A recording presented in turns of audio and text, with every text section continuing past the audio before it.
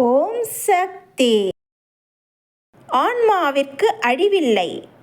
உங்களில் சிலர் சென்ற பிறவி பற்றியும் இந்த பிறவி பற்றியுமே நினைத்து கொண்டிருக்கிறீர்கள். உங்கள் உடலை அழித்து மண்ணிட்டு மூடினாலும் உங்கள் ஆன்மாவை அழிக்க முடியாது.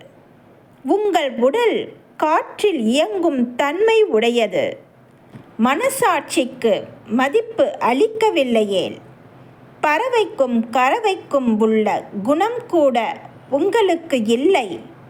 யாரும் யாருக்கும் பதில் சொல்ல வேண்டியதில்லை என்றாலும் மனசாட்சிக்கு பதில் சொல்லியே ஆக வேண்டும். அந்த மனசாட்சிக்கு மதிப்பு அளித்து வாழாவிட்டால் தொழிற்சாலைகளும் சரியாக இயங்காது, வாழ வருமானமும் கிடைக்காது, பூமிக்கு ஏற்ற விதை அமையாது, நாவிற்கு ஏற்ற பேச்சு அமையாது, எண்ணத்திற்கு ஏற்ற செயல் அமையாது. எந்த பாதுகாப்பு இருந்தாலும் அழிவுதான் தேடி வரும். அன்னையின் அருள்வாக்கு. அருள்வாக்கு என்ற பாத்திரம்.